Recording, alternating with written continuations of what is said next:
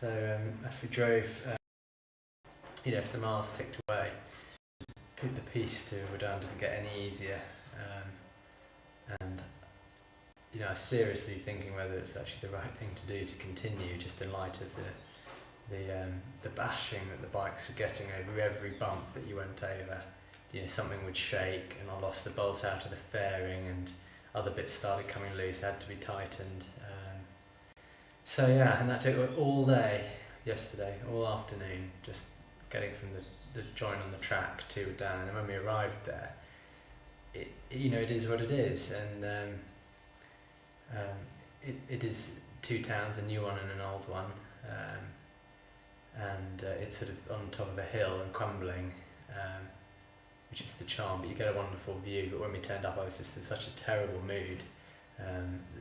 Dan was just almost laughing because I was in such a terrible mood, and he thought it was so hilarious that I was just sort of throwing my toys out of the pram, so to speak. But we're using the guide that I've got. We found the auberge very quickly, and they looked after us and they sat us on these carpets out in the sort of the auberge, or the car park almost, but behind one of their walls in the shade, and we had tea, a couple of rounds of tea, mint, very sweet, and we had a room there, and the guy who we were talking to, who runs the library, sort of custodian of the library, he took us on a tour around the town. He couldn't understand how we weren't going to be spending a few days there, because everyone who turns up usually stays a while, but we just didn't have the time, and we'd assumed that we'd get there by lunchtime yesterday, but we were there just before, as the sun was setting. That's how much longer it took, and the closer to Rodan, the more sandy it got as well, which on these heavy bikes just becomes a liability. You just can't steer, so that was tough, and we were just sort of almost fretting that we wouldn't be able to get back. But they made us spaghetti, and like I said, showed us around the town, and took some photos, bought some water, and then we got up really early and headed back as quickly as we could, really, in the sense that we wanted to get the miles covered, and we were just nervous about doing the route and how long it would take. But it was fine, and sure enough, we'd just been into town and back into Attar.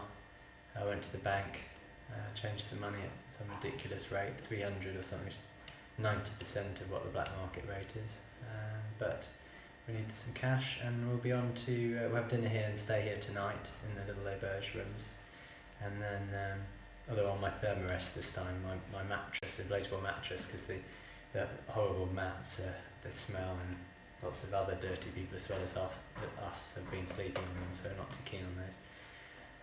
But we'll have dinner here in town, and head off back to Nouakchott, where hopefully our tyres will be waiting for us, because they flew in last night actually into they were supposed to, into Nouakchott airport.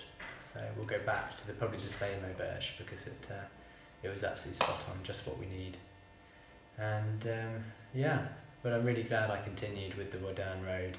It was a challenge, a real challenge, and mentally tough, because you just, it's 70 miles. It's sort of it's from Shoreham, Brighton, up to, past North London on a dirt track.